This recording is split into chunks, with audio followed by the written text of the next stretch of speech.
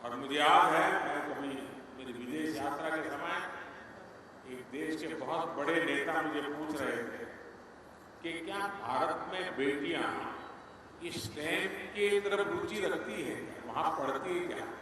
और जब मैंने उनसे कहा कि हमारे यहाँ मेल स्टूडेंट से ज्यादा फीमेल स्टूडेंट की संख्या इसमें ज्यादा है, उनके लिए सरप्राइज था।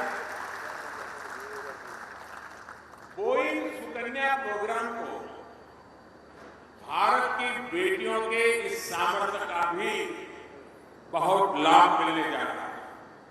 फ्रेंड्स, आप सभी ने एविएशन मार्केट के रूप में भारत की ग्रोथ को स्टडी भी किया है और उसकी ट्रेजेक्टरी को फॉलो भी कर रहे हैं।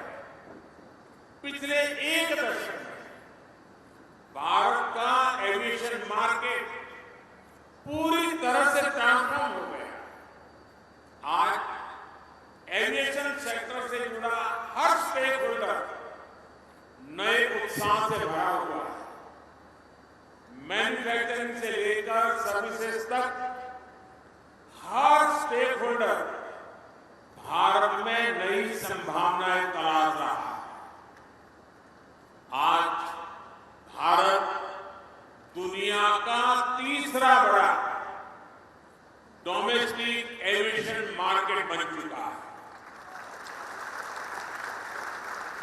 एक दशक में भारत में डोमेस्टिक पैसेंजर्स की संख्या 2 गुनी से भी अधिक हो जा चुकी है।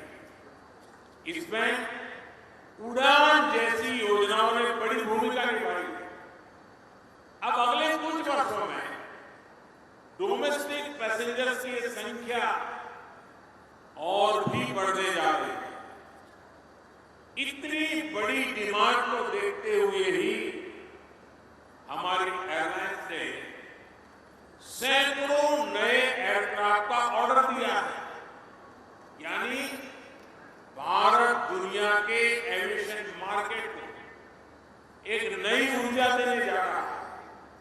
फ्रेंड, आज हम सभी भारत के एविएशन सेक्टर को लेकर इतने उत्साह से भरे हैं, लेकिन 10 साल में ऐसा क्या हुआ जिससे ग्लोबल एविएशन सेक्टर में भारत इतना आगे बढ़ गया?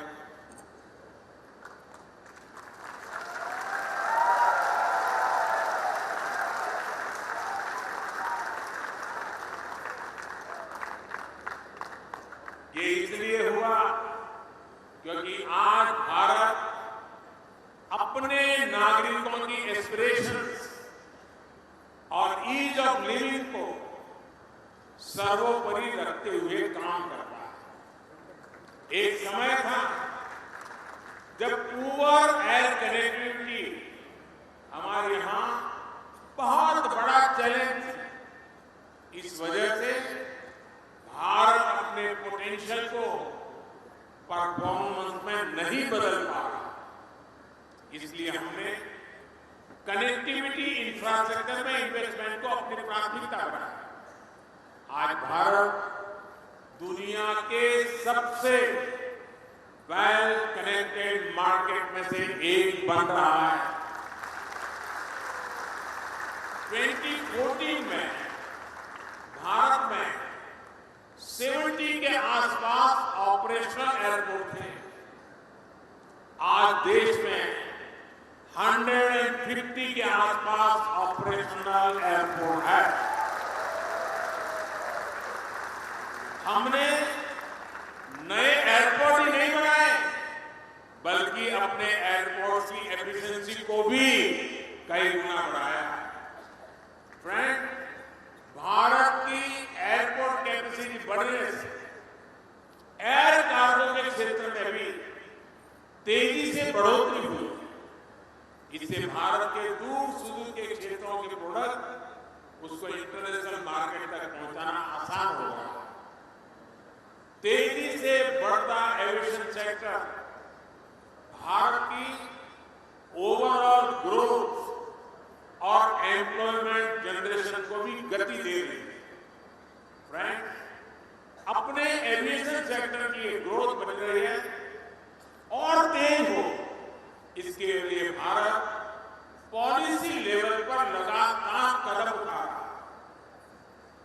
हम राज्य सरकारों को प्रोत्साहित कर रहे हैं कि एविएशन फ्यूल से जुड़े टैक्सेस को कम किया जाए। एयरक्राफ्ट लीजिंग को भी हम आसान बनाने में जुटे हैं। हमारा प्रयास है कि एयरक्राफ्ट लीजिंग और फाइनेंसिंग में भारत की ऑफशोर डिपेंडेंस कम हो। इसलिए गिफ्ट सिटी में international financial services centre authority की स्थापना भी की गई है। इसका लाभ भी पूरे देश के एविएशन सेक्टर को मिलेगा।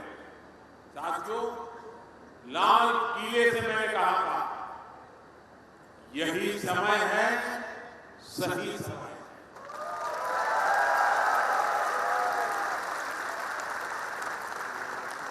बोइंग और दूसरी इंटरनेशनल कंपनियों के लिए भी ये सही समय है। ये उनके लिए भारत की तेज ग्रोथ के साथ अपनी ग्रोथ को जोड़ने का समय है। आने वाले 25 साल में विकसित भारत का निर्माण अब 140 करोड़ भारतीयों का संकल्प बन चुका है। बीते 9 साल हमने लगभग 25 करोड़ भारतीयों को गरीबी से बाहर निकाला। ये करोड़ों भारतीय अब एक न्यू मिडिल क्लास का निर्माण कर रहे हैं। आज भारत में हर इनकम ग्रुप में अपवर्ड मोबिलिटी देखी जा रही है। भारत का टूरिज्म सेक्टर भी तेज गति से एक्सपांड कर रहा है। यानी